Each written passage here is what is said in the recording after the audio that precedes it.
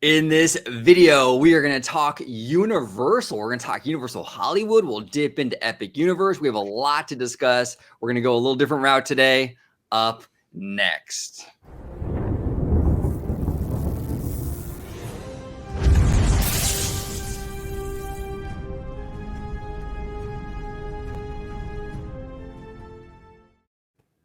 Hey everybody, welcome to another episode of OG55. I brought on a fantastic panel today to discuss all things Universal. We're going to do bi-coastal, we're going to do Hollywood, we're going to do Orlando.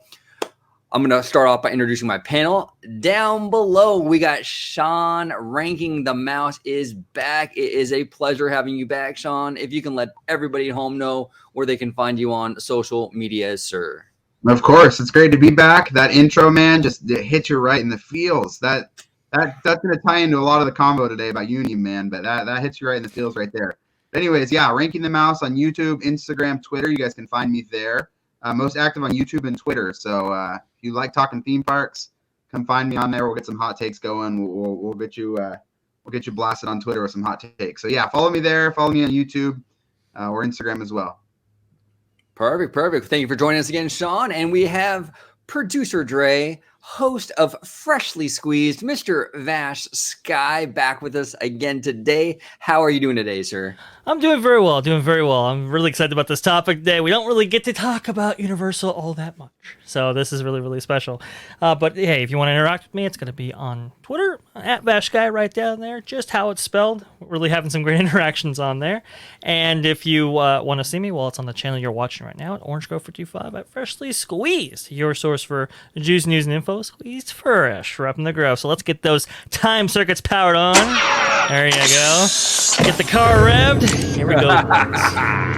We're going. Here we go. Yes. Love it. All right. So the first Universal topic today is going to be Universal Studios Hollywood, actually. That's kind of like the locals park for us here, right? So Universal Studios Hollywood, it right now, I mean, I guess you would say it's like a kind of a half-day park, right? I mean, there's not a whole lot there. So I really kind of wanted to touch upon, like, how can Universal expand this park? I know there's a lot of limitations in regards to the situation that they're in on the hill and all that stuff. But Dre, I'll start with you. Where do you see Universal going in terms of expansion for the Hollywood park? Yeah, I believe we actually got a question about this during one of your Q&A segments. From viewers. They kind of want to know, like, hey, where are we going here? You know. And I would say, I think short term, it really is going to be probably those nearby sound stages right next to what is today, like Super Nintendo World, Jurassic Park, Transformers, that kind of area right there. I think that's kind of where we're going to be bumping out the borders here. You could also do it also to the Mummies attraction and beyond that. There's some real estate right there. I've heard some ideas kind of pitched around even relatively recently.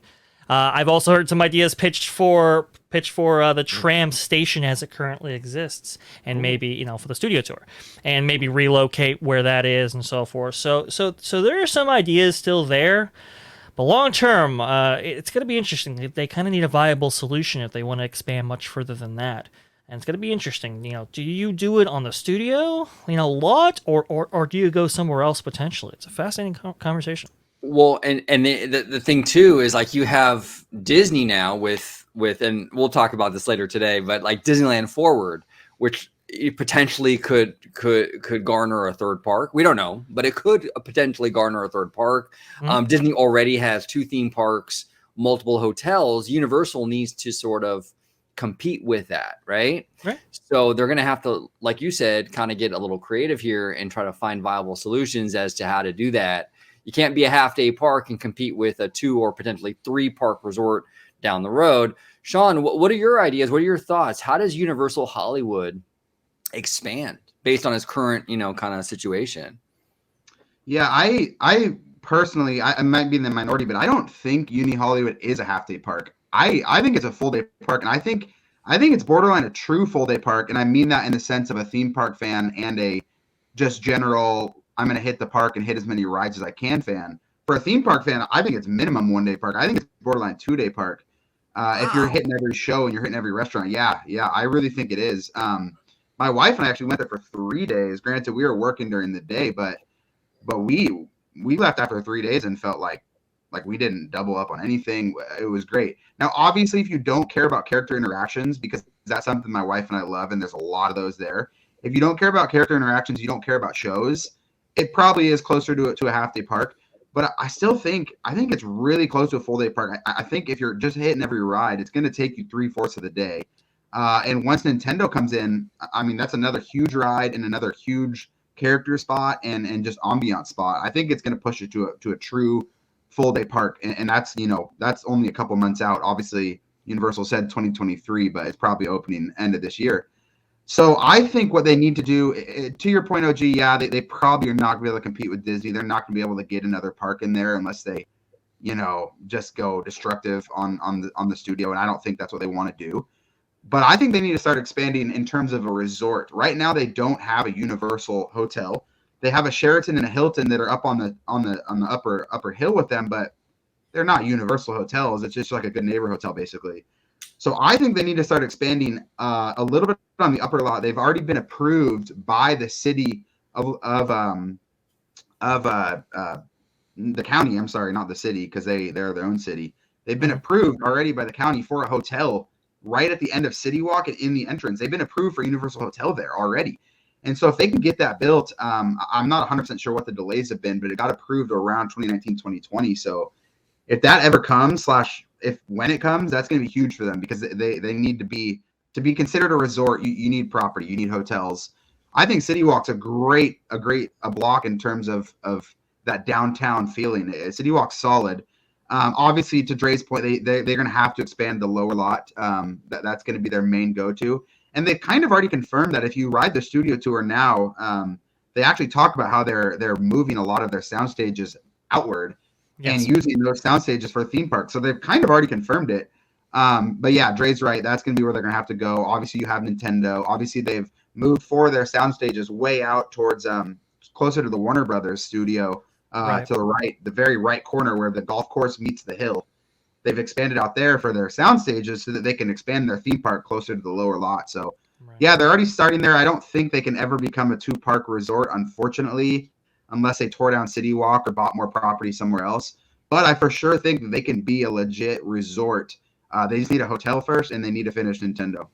Yeah, 100%. Now, Sean, you brought up an interesting point about the golf course. Now, I'm not too well versed in Universal like I am with Disney. In terms of the golf course, do you think it's a possibility that Comcast makes a play for that? Because that's a lot of land right there. I mean, if they were to buy that up, that would actually be that would be a boon for them. Yeah, it's tough to say. I mean, it is a lot of land physically, but I'm not sure it's a lot of productive land that Universal would love. The way golf courses are spread out, it's just not really. It's more just like long. It's not really deep. So maybe if they wanted another like City Walk, but I'm not sure it would really help with their resort plans, I guess. Maybe, I don't know for sure, but the way it's laid out, it kind of starts from the hill, which is in the bottom right corner of Universal, where all their sound stages are. And then it runs all the way to the other side of the bottom of the hill where you go up to get into the upper lot. So I don't know. Maybe that's a good point, OG. Maybe, but I don't know if it's great land for them. Yeah, and Dre, I wanted to ask you, in terms of like other buying other property, other land, maybe somewhere else in California that isn't necessarily connected to the current Hollywood property. Maybe buying 100 acres in Valencia or is that a possibility, you think? I think that, look, honestly, if Universal built a traditional kind of theme park, 50, 75 acres, kind of a Islands of Adventure style park out here in California, even if it was like in Valencia, I think that would be a huge thing. Disney would be crapping their pants if they did that.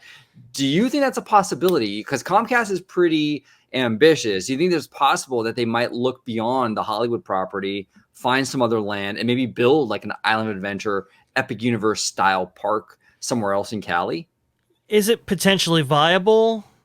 Yes, I do think it is, but really, I mean, you would have so many hurdles to overcome at that point, really, and it's like who wants to invest in California necessarily when it comes to it's the cost of investment out here. It's pretty high, even if you do go out to Valencia or some of those kind of other areas, right? And then it's like, well, Six Flags is across the way, kind of thing. Do we want to necessarily be that close to that? There's a lot of logistical hurdles to overcome. I do think it would be viable, though. I mean, if they were to buy kind of a nice parcel somewhere, and like Sean mentioned with the hotels, like anchor it with hotels, get people to stay out there, kind of thing. You could even also offer shuttle or transport service to Universal Studios proper.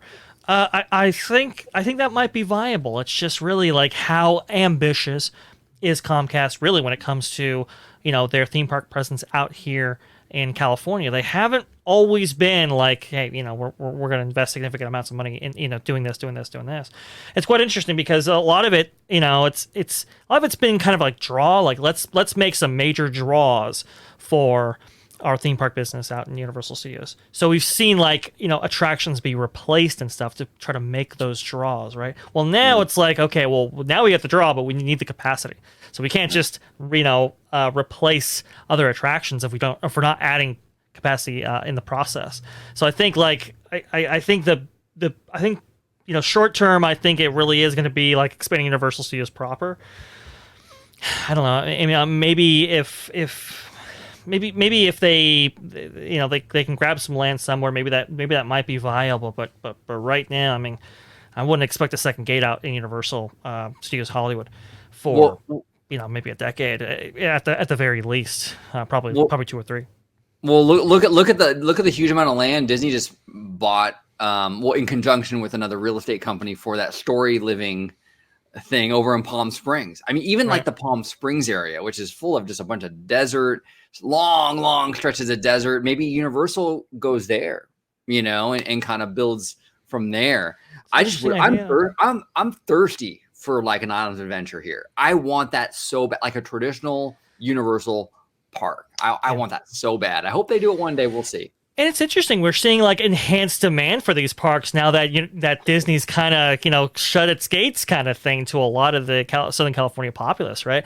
We've seen a lot of people go, well, hey, I still want to go to a theme park somewhere. So they're where they're going. They're going to Knott's Berry Farm. They're going to Universal Studios, Hollywood, and to some extent Six Flags as well. I mean, those parks are packed right now. Universal Studios Hollywood in particular.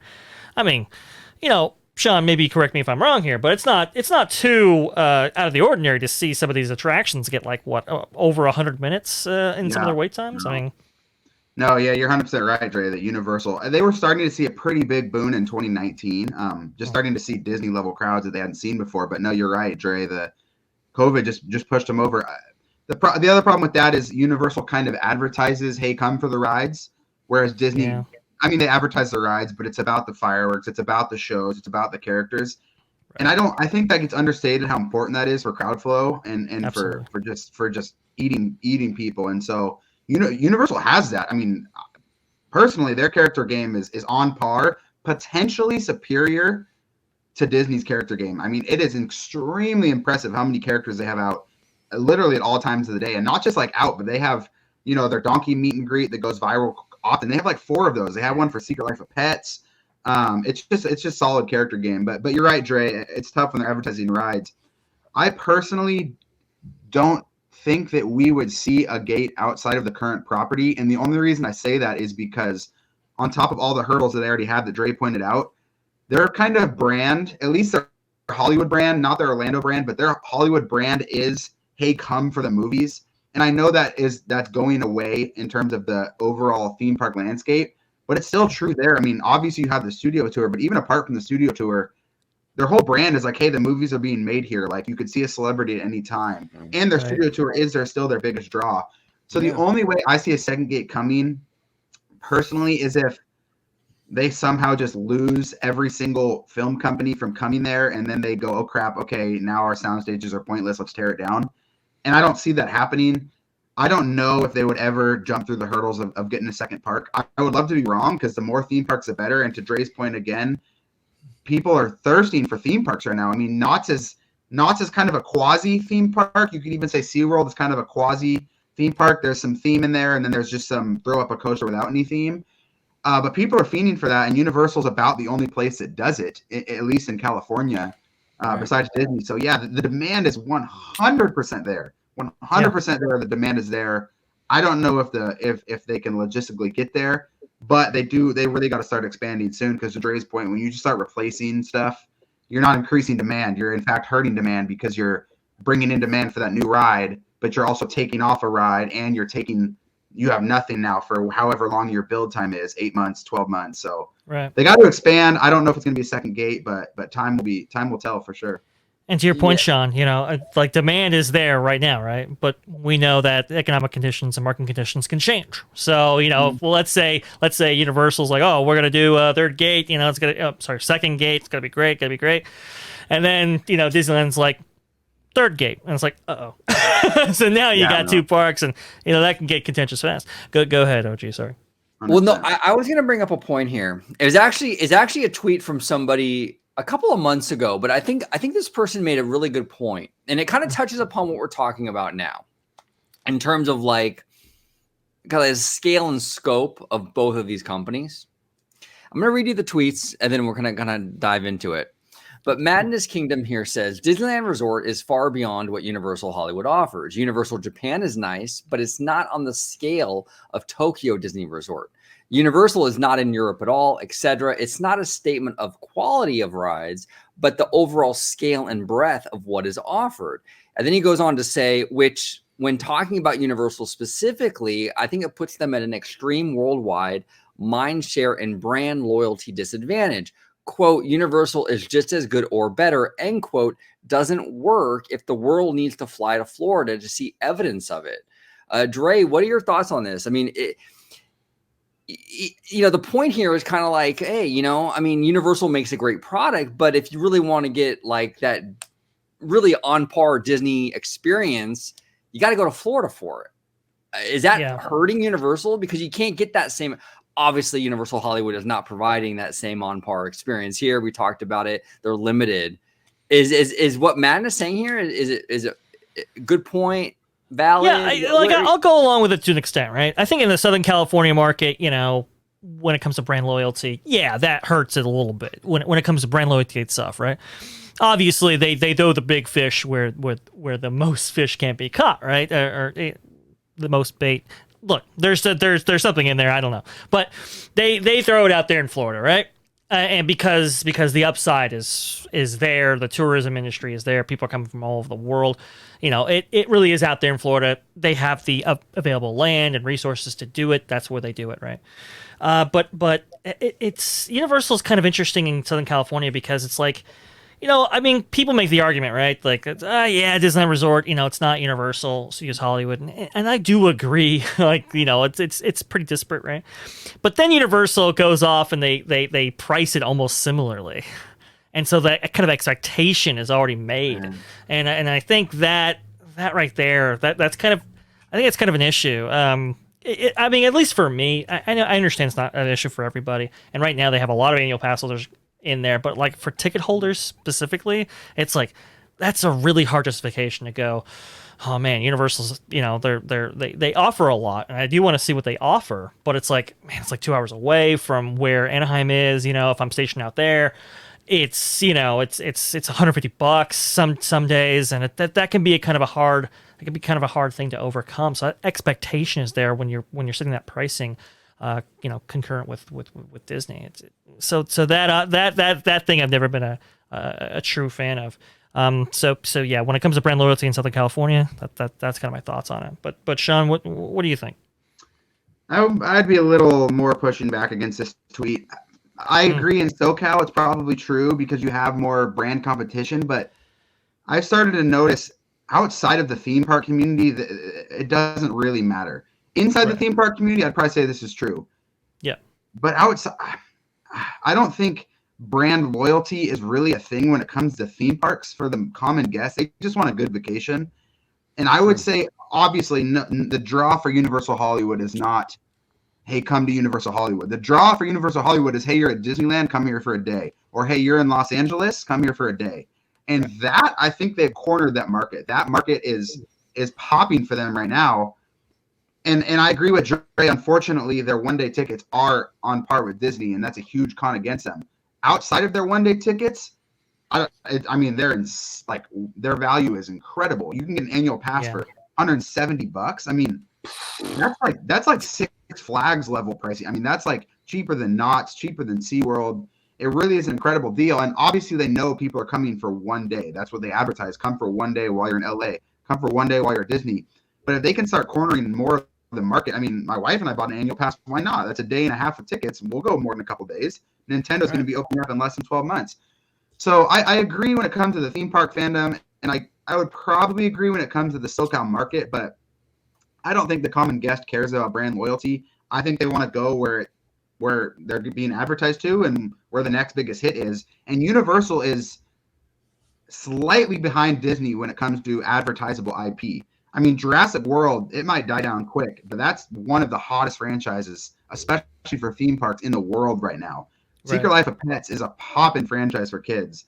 Yeah. Obviously, Harry Potter, as I'm sure we'll talk about in a bit, is probably one of the biggest theme park draws in the world, on par with Star Wars and Marvel. So, yeah, I get the point. I don't necessarily disagree with the tweet, but I don't think the common guest really cares about that. And Universal's not going for the theme park fandom; they're going for the common guest vacationer. So, those are great. Those are great points you made, Sean. And I agree with you. I think that you're right. There is this kind of like in the fandom, this kind of like my brand, you know, and this other person has their loyalty to this other brand and what have you. And it's like this turf war. But the average family, like, you know, you're a husband and wife, you got like a couple kids, you don't care about that BS. Right. Like you're just looking for a good time for your family, right? You're just looking for a good time. And you got a couple kids. Hey, let's go to Universal for the day. Hey, let's go to Disney for the day. They're not looking at, you're right. They're not looking at it from that same like perspective of like a fandom. The same goes for movies, you know, It's like people don't go to the movies on brand loyalty. They don't go, oh, well, we're just going to go to the movies because this is a Disney movie.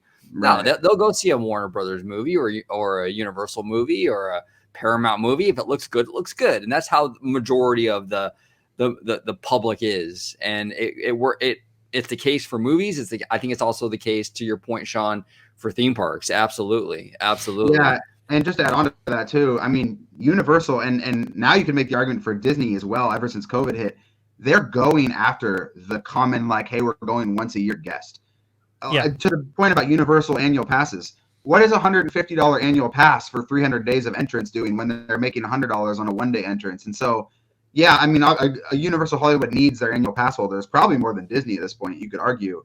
But they're not going after that. They're going after, hey, I'm in LA and there's a great theme park up the road that has a new Jurassic World attraction and a Harry Potter land that the whole world is talking about. Of course, I'm going to go there for a day. Those are the people they're going after. And in my opinion, those are the people they're landing. I would say from my very small sample size, they're landing that crowd, and they're succeeding in landing that crowd. So, yeah, and I'd also say like, annual pass tickets or annual passes are very accessible. Maybe too accessible. I'd like to see the price maybe bump up a little bit. Agreed. Maybe the day tickets to come down a little bit so that we can kind of balance it out. But yeah, no, I agree. Like they offer I mean, if you're an annual pass holder, a really good value. There's no question about that. And you're right. Like as far as like Disney quality level of attractions, I mean, really, it's really only found the only other place is Universal, and they've really cornered that market, and they've really done a successful job at it. I mean, they really have some banger attractions that, hey, you gotta come to us to see, and that's that is phenomenal. In terms of brand loyalty, you know, it's not necessarily as profound as maybe it had been in previous years.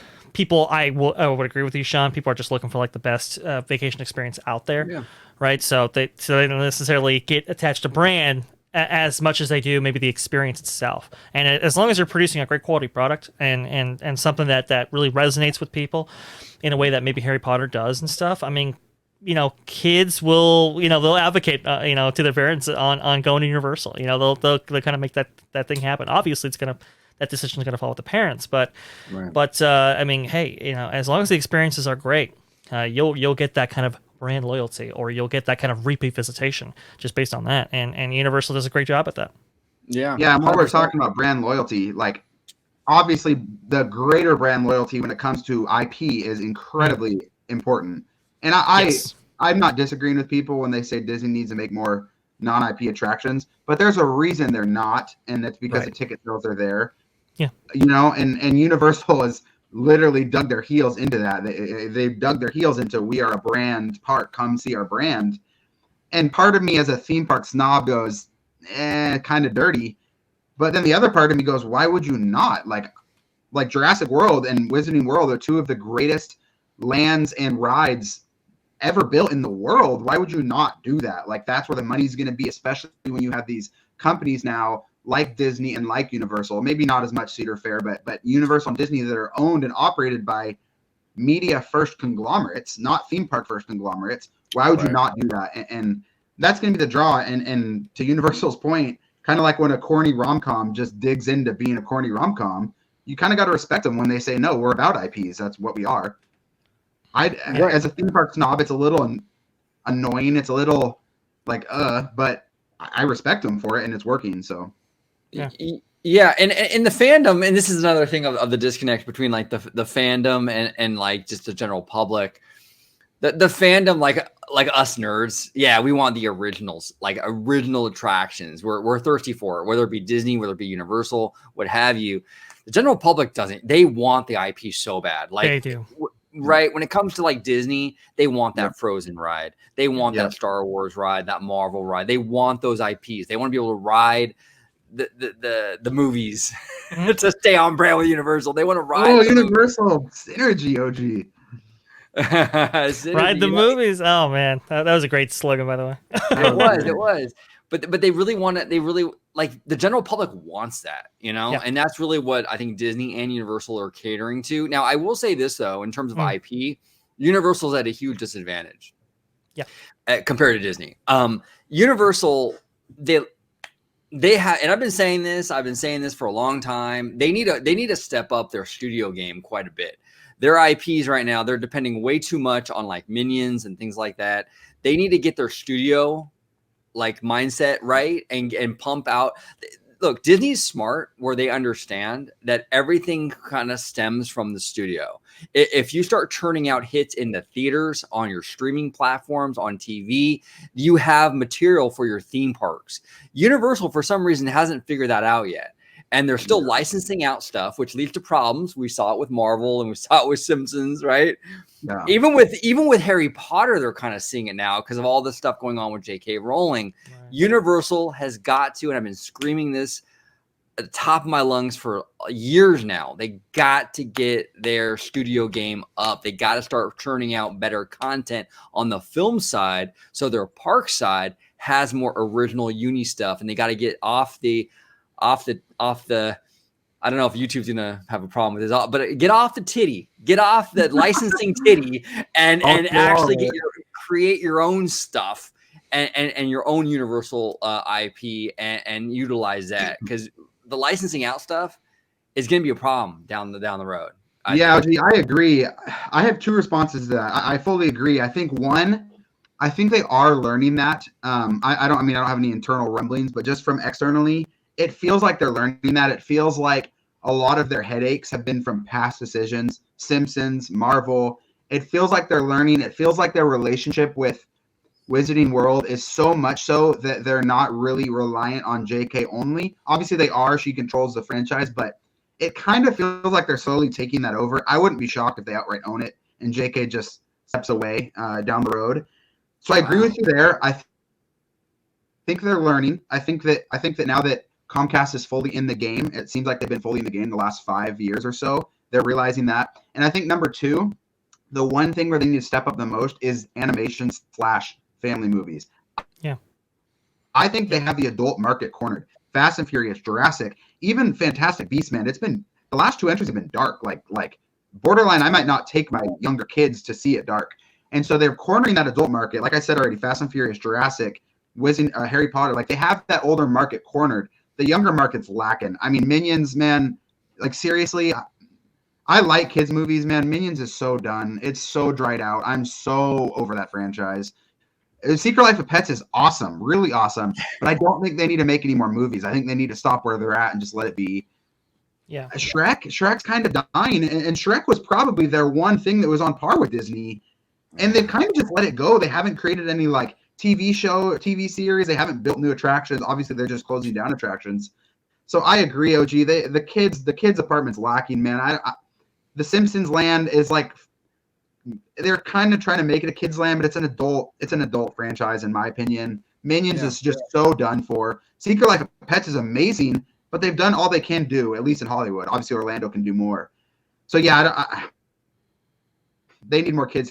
Dr. Seuss is getting old quick. Unfortunately, you're right, OG. The kids department is lacking in terms of their IP. And the kids, the kids department is huge, right? Because the kids bring in the families, and the families spend far more money than the couples or the adults or whatever. Like that is a huge thing, and it's really been an Achilles heel for a long time, which is why they went so hard into Minions, because it was like, oh, thank God we have a kids franchise for the first time ever, and they went crazy with it, right? It's also why they brought DreamWorks. Yeah, yep. DreamWorks is solid, man. They need to lean into that more and less into Illumination, man. Illumination. But that's what. Yeah, and that's why they bought it, so as to kind of round out, their kind of kid friendly entertainment, and they're really kind of going into that. Like you see Epic Universe, and you see like, okay, we're going DreamWorks, like we're going, I think How to Train Your Dragon, right? We're going with Super Nintendo World, obviously a new license that they got, but they also got the what is it? They're bringing back the old monsters that used to be, this kind of Universal staple, right? They're bringing that back, and they're making a huge lean out of that. So I think they are learning, like, hey, we got to have some franchises of our own that we have full control over. And to speak to that a little bit, Variety came out with an article, big old spread about, Fantastic Beasts, declining box office, all that kind of stuff. And here's what they said. It really was about Warner Brothers, but they have a little snippet out here for Universal especially, because they know kind of a big deal. So declining box office ticket sales suggest that Fantastic Beasts hasn't charmed the fans or converted young kids into aspiring witches and wizards.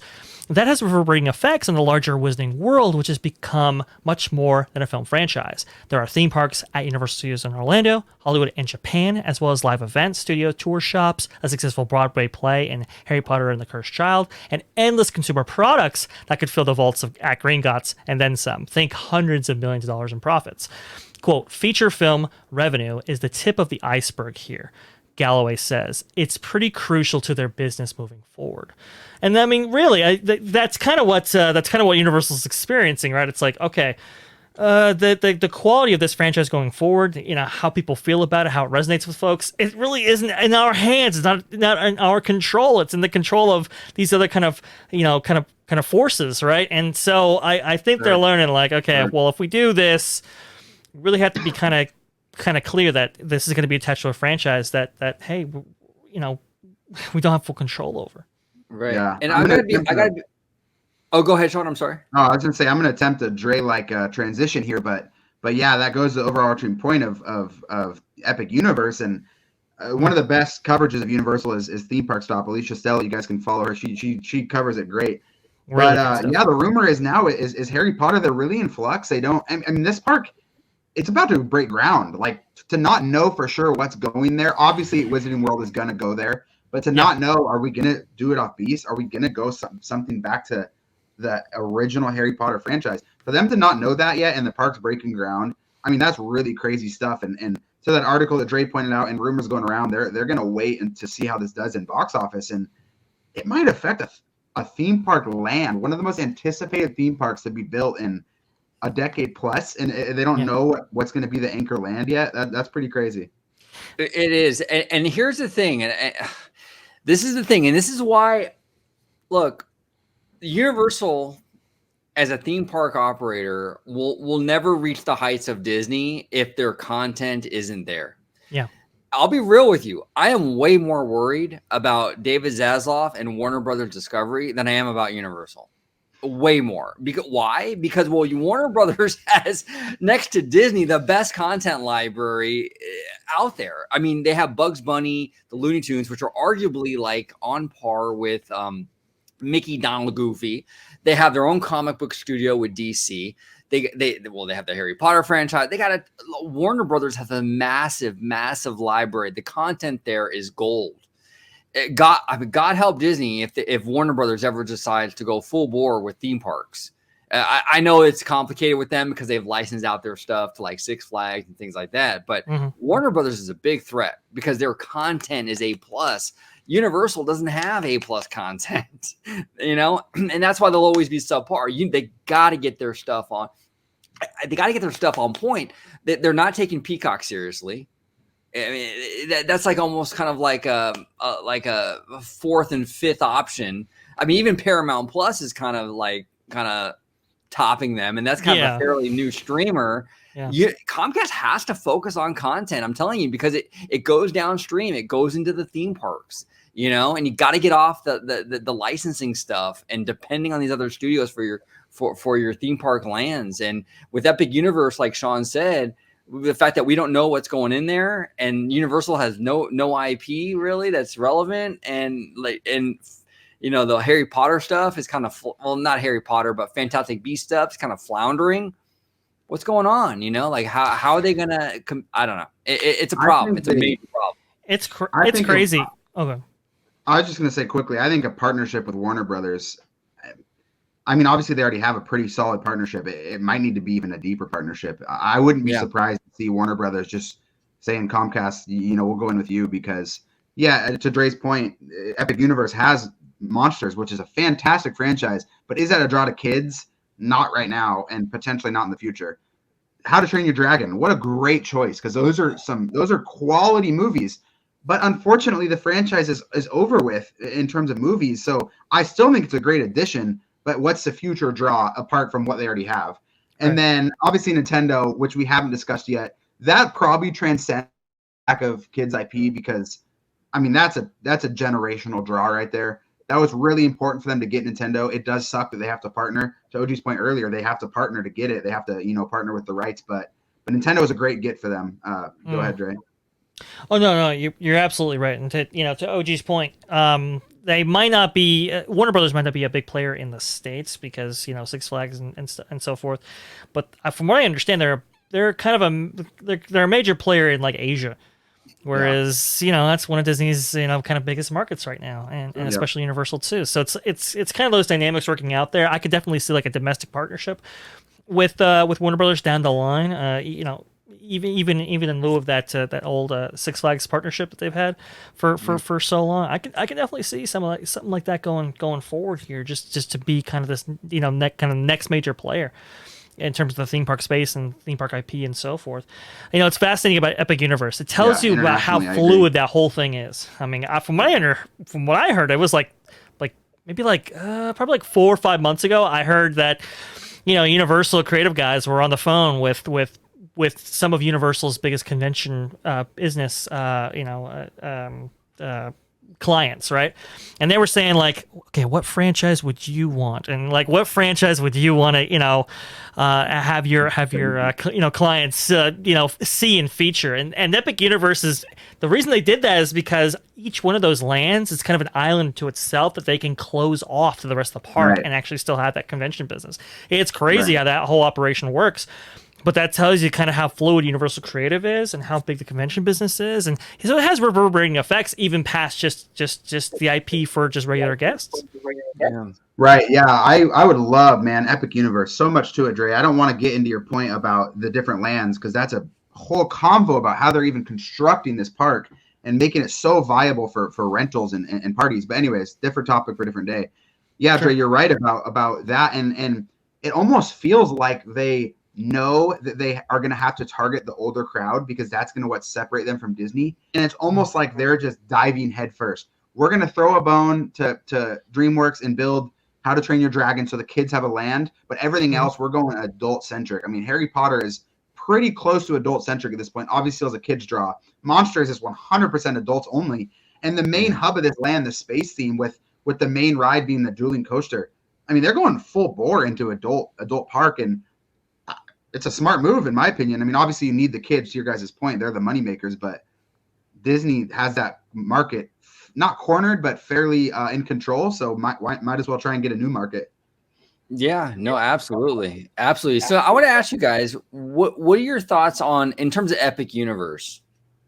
It's being built. I mean, it hasn't been built yet, but it's being billed as really a game changer for the theme park industry. And I'll start with you, Sean. Do you feel this park, when it opens, is going to be the game changer that is sort of promised to be? I mean, no, not in terms of, I'll be blunt. No, not in terms of like Disney is done. Universal's now the premier in Orlando. No, it's going to make Orlando the better resort, or not the better resort than Disney, but it's going to make Universal Orlando, a better resort. It's not a game changer. It might.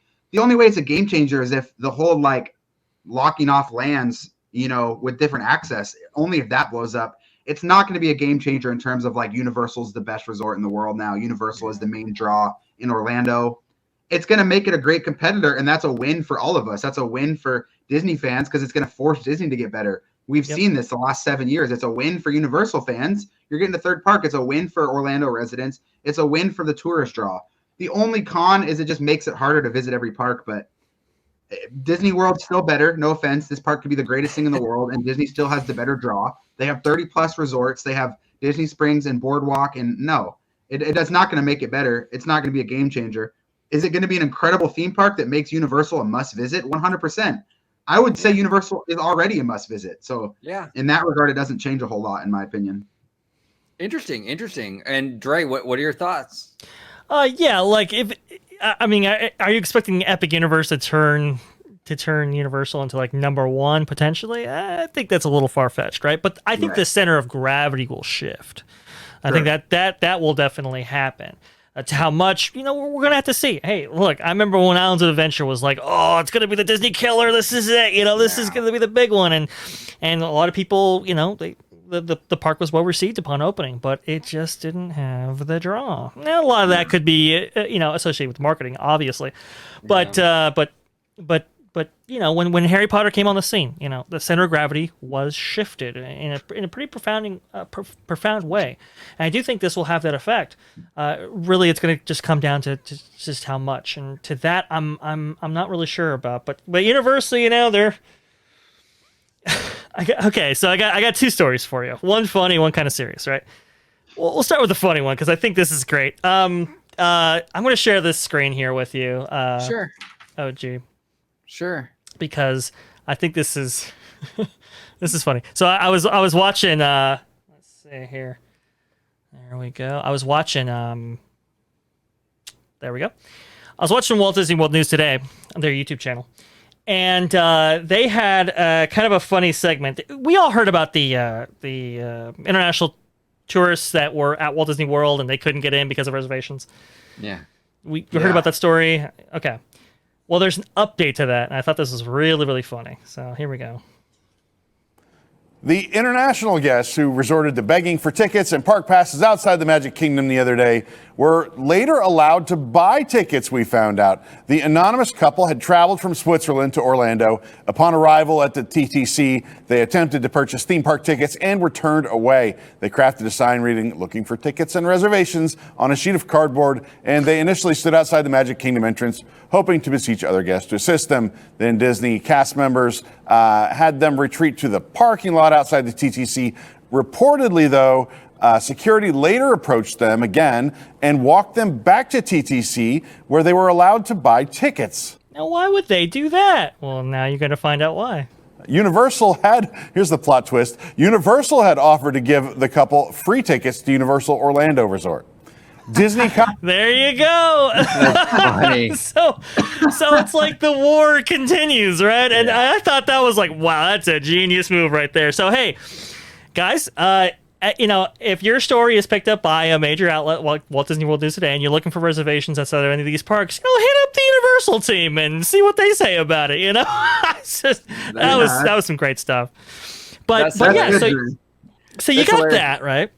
And they're smart, they're brilliant. You got to give the marketing team some credit. But then you also have like the employment side. Like that is really getting catty, especially out in Florida right now. Yeah. Apparently, the back of house, like kitchen staff for Walt Disney World, there's like a food and beverage kind of thing. Apparently, food and beverage for Universal just upped its pay from $16 to $20, and they're having they're having a lot of attrition from that, from what I understand.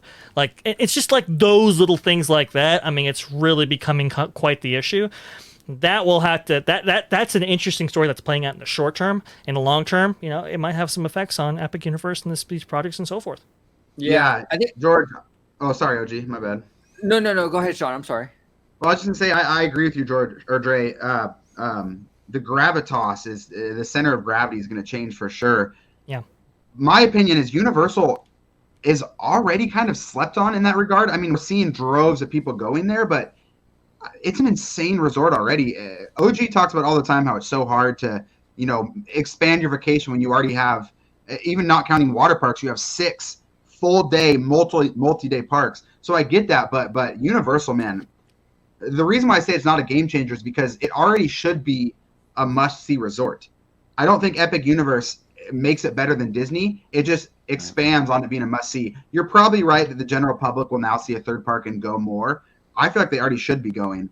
But yeah, that's my other topic was you bringing up the staff. I think that's the bigger fight right now because there's enough guests to go around for both, man. Both parks are bursting at the seams right now with guests. There's enough guests to go around, at least right now. Maybe long-term, that's a different discussion. But right now, both parks are doing great, and both parks are helping each other. As much as people want to say it's Disney versus Universal, they 100% help each other, except for when it comes to staff. And that was true even before the staffing shortage. So that is going to be an interesting topic to watch, Dre. So I'm glad you brought that up. Oh, and Sean, you brought up a fantastic point right now when you said that Disney and Universal are not really fighting each other. It's a symbiotic relationship. That's 100% on point. I completely agree with you. The whole Disney versus Universal thing is a fan issue. It's a Twitter beef thing. It doesn't exist though between between the two companies. They want each other to do well. Universal Orlando and even Universal Hollywood benefits from Disney being there. Universal gets a lot of spillover from Walt Disney World and even Disneyland Resort. They do not want Disney to flounder. They look, a rising tide lifts all boats. Okay. They want Disney to do well. And Disney does a lot of business with Universal. I mean, you go to Universal Studios, the tram tour, which is my favorite thing at Hollywood. They talk about all the time. You're on the tram tour. This Disney movie was filmed over there. Disney movie was filmed over there. They do business all. They are not enemies. Yeah. They are not. No, 100% OG, and vice versa. Disney benefits with Universal. Yep. The whole debate is 100% a theme park fandom exclusive. Like that's the only spot the debate's going. Are general families saying, should we spend more days at Universal than Disney now? 100% they are.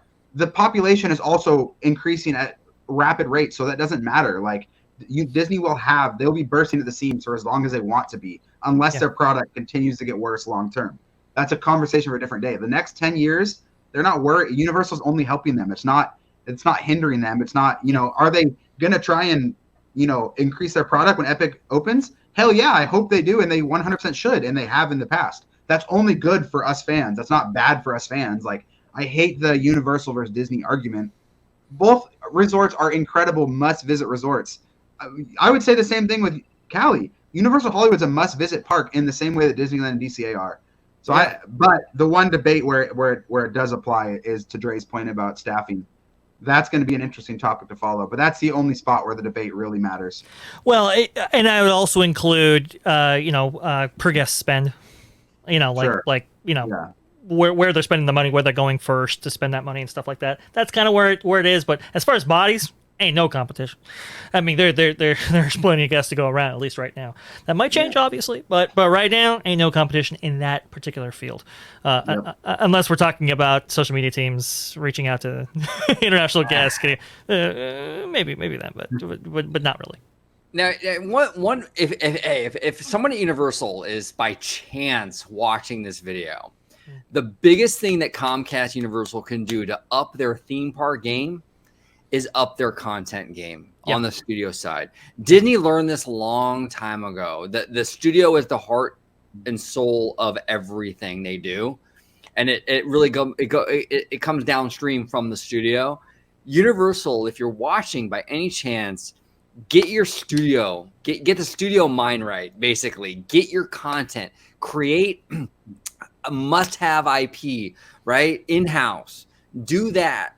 Then you have all the material you need to really build, to flush out parks like Epic Universe and Hollywood and Island of Adventure. That's what you need to do. You got to get the franchises up. You can't license your way to the top. It's not going to work. You have to start creating content that people love, that's Universal owned. And that's my biggest advice to them. I think, look, Comcast has the money to create really cool theme parks. We've seen it. Okay, well, you've proven that already. Now, get some IP in there that's a Universal exclusive, and you're going to be really making Disney nervous. Yeah, brand synergy is the future, and you can't really have synergy when you don't even own the franchise. I mean, we saw that with Disney and Pandora or Avatar. They wanted that, man. They wanted that. That might have been obviously not a majority factor in their Fox purchase, but that was a big, or no, that wasn't part of the Fox purchase. Was it? Oh, Pandora, Avatar? Yeah, that was Avatar was. Okay, I know they had separate business deals, or not business deals, but separate relationships with James Cameron. But James Cameron owns a lot of it, obviously, and I think he owns creative control. But yeah, and they had a partnership with James Cameron pre-Fox purchase, right? But I'm pretty sure they really wanted that. They wanted that full ownership so they could have that synergy. Mm-hmm. That probably played heavily into the Fox discussion. It was that, Marvel, a couple other things, but yeah, and to have exclusive distribution rights for Avatar, huge deal. Look, look.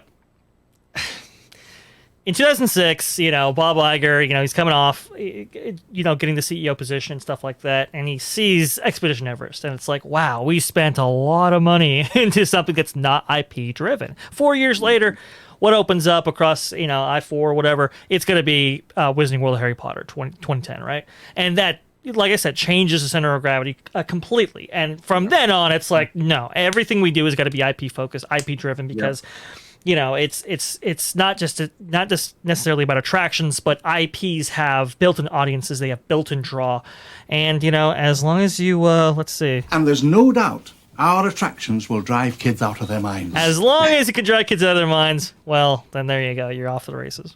Perfect. Synergy is important, Joe G, to your point. So that's a great point. They need to stop licensing because you can't synergize that. Exactly. No, 100%. They gotta get their franchise game up. And to all the people, by the way, a lot of people are like, don't go IP. Ask those guys what they have in their minds about potential attractions that they'd like to see in the parks. It's always IP based. Isn't that interesting? It's always IP. Oh, I'd love to have a Lion King ride or a Mary Poppins ride or this ride. All their potential attractions that they have in their head are all IP based. So why shouldn't the parks get those? For sure, the Mystic Manors the Mystic Manors and the Expedition Everest, they're incredible, and I hope we still get those. But that's a once in a decade type of thing. That's the exception to the rule, not the rule. Yeah, and that's probably for the better for the theme park fandom. And really, you're talking about kind of an Asian populace who might not necessarily know all the full extent of the IP that Disney has to offer. So that goes into it too. Yep. Yeah. Hey, fellas, Sean, Dre, a fantastic conversation today about Universal, Disney, the IP war, all of that. I had a great time talking some shop with you guys. I'm gonna go down the row. We're gonna close this out.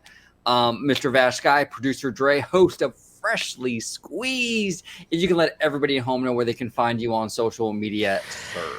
Best place to find me is going to be at Vashkai on Twitter right there. Really robust conversation, I must say. So keep the tweets coming, guys. And hey, if you want to see me, well, it's going to be on the channel you're watching right now at Orange Grove 55 at Freshly Squeezed, your source for juicy news and info squeezed fresh right from the Grove. So that is where you can find me. Interesting. Go ahead, Sean. Yes, and we got Sean, Mr. Ranking the Mouse. It was awesome having you back on, brother. If you can let everyone home know where they can find you on social media, sir. Yeah, Ranking the Mouse on everything. Dre says there's robust combos on his Diz Twitter. Mine is just hot takes, man. So you can come spout your hot takes there, and we'll have a great debate there. But yeah, you guys can follow me on Twitter and Instagram, Ranking the Mouse, YouTube as well. My next video is actually a Universal video, ranking every ride at Hollywood. So you guys can check that out. Disney's my mainstay, but man, I got a soft spot for Universal. The one thing that pushes me away from Universal is those Unibros.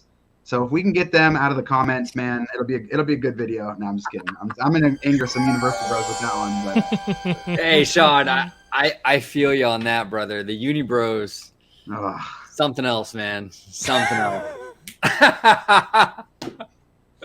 It's crazy. It's Oh crazy. man, you're I hope blow they up come our for Twitter you. I accounts hope now. they come for you and Dre now, not me.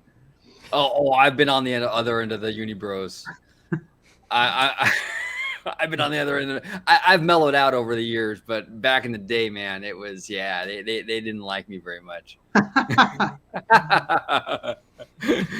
But thank you, fellas, for coming on, and thank you all for watching this episode of OG 55 with Vash Sky and Ranking the Mouse. While we talked a little Universal. Comment down below with what are your thoughts on everything we talked about today in regards to Epic Universe, Universal, Comcast, the IP war, expanding Universal Hollywood. I just want to, just comment and anything that you have on your mind in regard to any of these topics, or even just Universal in general.